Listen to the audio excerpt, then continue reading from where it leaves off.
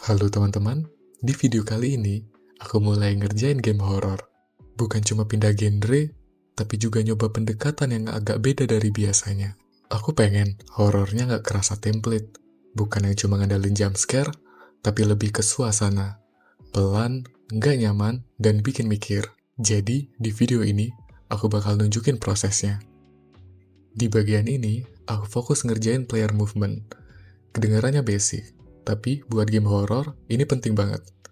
Aku nggak pengen movement yang terlalu responsif kayak game action, tapi juga nggak mau yang berat dan bikin kesal.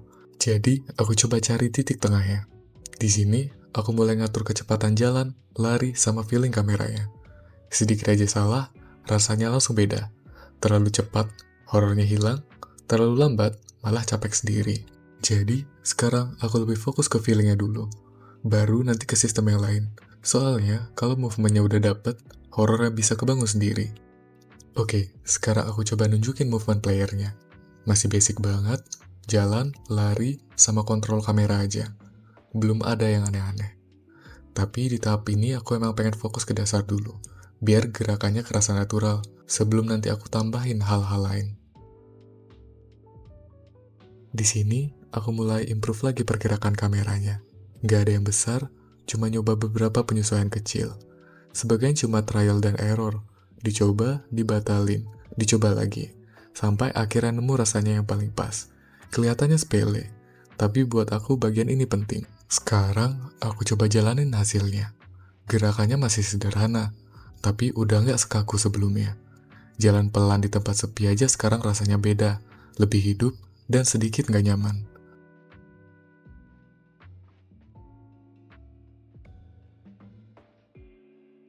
Setelah kamera yang mulai bagus, aku lanjut ke suara langkah kaki.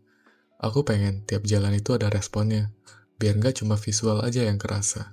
Di sini, aku nyoba bedain suara berdasarkan tempatnya.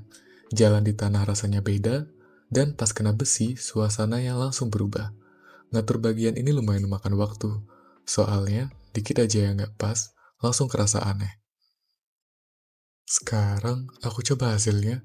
Pas jalan di tanah, suaranya lebih halus. Tapi pas pindah ke besi, langsung kerasa lebih keras dan dingin.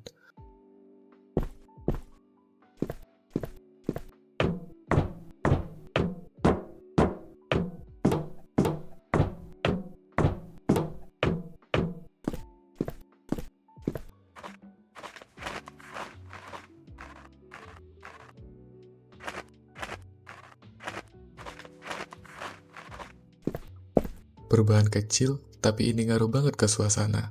Jalan-jalan aja sekarang udah kerasa lebih tegang. Dan, menurutku, detail kayak gini yang bikin horornya lebih kebangun, tanpa harus ada apa-apa muncul. Setelah suara langkah kaki, aku lanjut ke flashlight. Aku nggak pengen cahayanya diem aja. Jadi, aku coba bikin gerakannya ngikutin tangan, biar kelihatan lebih natural. Perubahannya halus, tapi efeknya lumayan kerasa ke suasana. Cahaya jadi nggak selalu stabil, dan itu bikin area gelap terasa lebih hidup.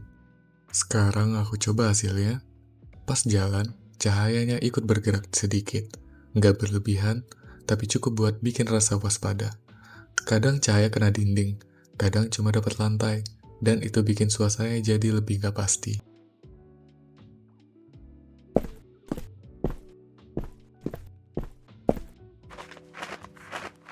Setelah beberapa sistem dasar beres, aku mulai nambahin cara buat melihat objek lebih dekat.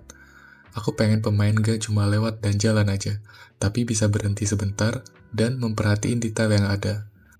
Bagian bagian ini kelihatan kecil, tapi menurutku penting buat bikin dunia gamenya kerasa nyata. Aku nyoba beberapa pendekatan, biar interaksinya kerasa simple dan nggak ribet. Dan sekarang aku coba hasilnya. Pas nemu barang tertentu, pemain bisa ngelihatnya lebih dekat. Nggak ada yang heboh, tapi justru dari situ penasaran bisa muncul. Dan di game horror, berhenti sebentar buat ngamatin sesuatu, kadang malah bikin lebih tegang.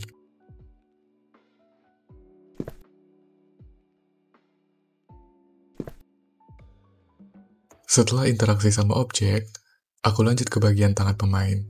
Aku pengen pas pegang center, kelihatan kayak beneran ada tangan di depan kamera. Di sini, Aku mulai dari bikin animasinya dulu. Gerakannya nggak berlebihan, tapi cukup buat nunjukin kalau tangan ini ikut bergerak. Nyatuin animasi sama gerakan player ternyata lumayan tricky. Sedikit aja yang nggak pas, langsung kelihatan aneh. Sekarang aku coba hasilnya di game. Pas jalan dan nengok, tangan sama senternya ikut bergerak. Dengan adanya tangan ini, flashlight-nya kerasa lebih punya berat, dan suasananya jadi lebih dekat.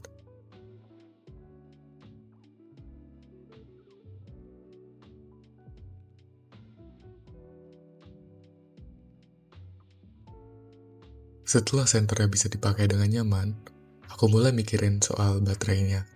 Aku nggak pengen senter nyala terus tanpa batas, jadi aku nambahin kondisi di mana cahayanya pelan-pelan melemah.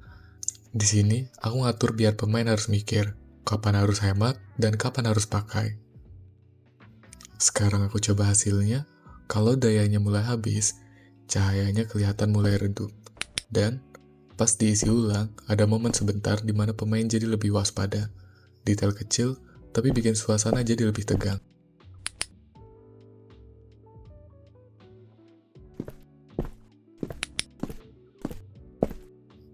Setelah urusan center beres, aku lanjut ke pintu.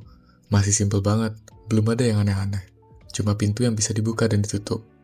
Aku pengen interaksinya terasa ringan, tapi tetap cocok sama suasana horornya.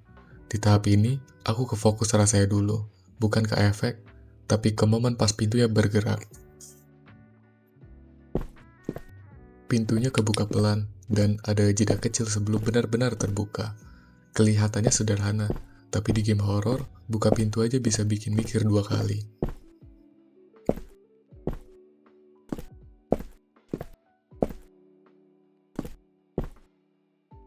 Di bagian ini aku nemu satu masalah kecil, tapi cukup ganggu. Setiap kali isi ulang, animasi tangannya kadang muncul nggak pas. Kelihatannya sepele, tapi pas kelihatan di layar, rasanya langsung aneh. Jadi di sini aku fokus ngebenerin timingnya. Nyoba satu persatu sampai akhirnya kelihatan lebih rapi. Sekarang, animasi tangannya muncul lebih halus, dan nggak loncat-loncat lagi. Perubahannya kecil, tapi bikin keseluruhan animasi kerasa lebih enak dilihat. Detail kecil yang kayak gini mungkin jarang disadarin, tapi buat aku ini penting. Setelah sistem dasarnya mulai rapi, aku lanjut ke bagian UI. Aku pengen tampilannya sederhana, nggak terlalu rame, tapi tetap jelas. Di sini, aku nambahin penanda kecil buat interaksi, biar pemain tahu kapan bisa ngapa-ngapain. Sekalian juga aku rapihin tampilan center, biar informasi yang dikasih nggak ganggu suasana. Sekarang aku coba hasilnya, pas dekat objek tertentu, muncul tanda kecil yang nunjukin kalau bisa berinteraksi. Dan buat center, informasinya juga kelihatan. UI-nya sengaja aku bikin simple, biar fokusnya tetap ke suasana, bukan ke layar.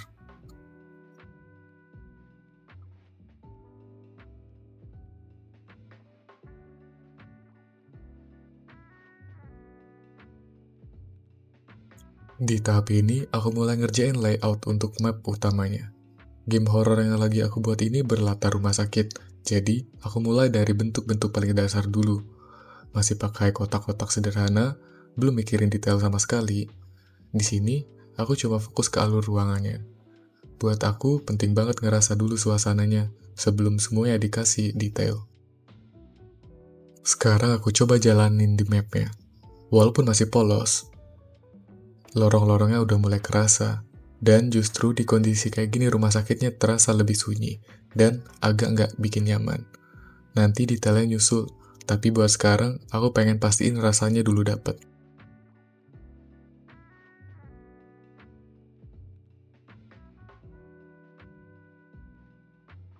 Setelah layout rumah sakitnya kebentuk, aku lanjut ke tujuan pemain. Aku pengen sistemnya rapi dari awal, biar nanti gampang dikembangin, sesuai cerita yang mau aku bangun. Di tahap ini, aku belum masuk ke detail ceritanya, masih fokus ke strukturnya dulu. Tujuannya sederhana, tapi alurnya jelas, dan bisa disambung ke bagian yang lain. Sekarang aku coba hasilnya. Kalian bisa lihat di pojok kiri atas, ada yang namanya objektif. Objektif yang muncul nggak banyak, tapi cukup buat ngarahin pemain. Dan sistemnya aku bikin fleksibel, jadi nanti bisa berubah seiring progres cerita. Dengan cara ini, aku pengen pemain ngerasain jalan cerita, bukan cuma ngejar checklist. Setelah sistem objektif beres, aku lanjut ke dialog. Aku pengen dialognya nggak terlalu banyak, tapi tepat di momennya.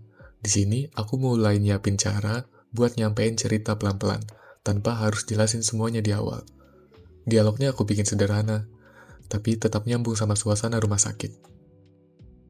Sekarang aku lihat hasilnya, dialognya muncul singkat dan gak lama-lama di layar. Cukup buat ngasih petunjuk atau bikin pemain mikir. Aku pengen ceritanya kebuka dikit demi sedikit, seiring pemain jalan lebih jauh.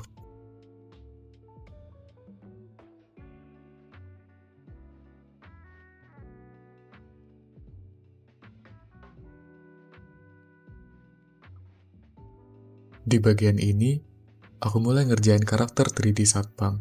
Awalnya masih bentuk dasar dulu, nyesuaiin sama suasana rumah sakit yang lagi aku bangun. Aku pengen karakternya kelihatan sederhana, tapi tetap masuk sama dunia gamenya. Prosesnya pelan-pelan, sambil nyesuaiin sama kebutuhan di dalam game.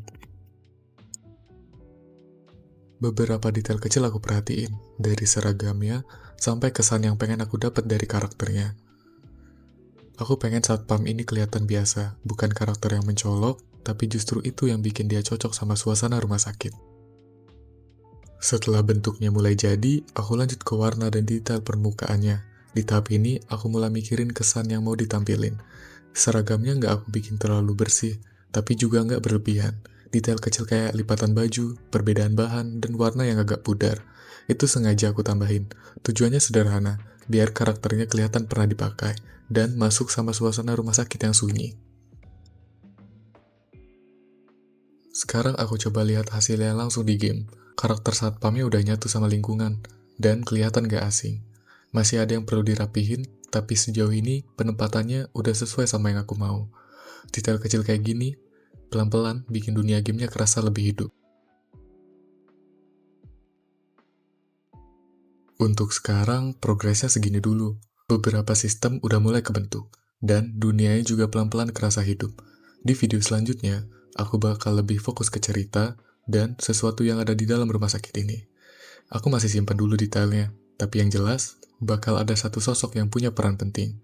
Coba tebak menurut kalian, hantu apa yang cocok buat setting rumah sakit kayak gini? Tulis tebakan kalian di komentar, kita lihat nanti siapa yang paling mendekati. Makasih udah nonton, sampai ketemu di video berikutnya.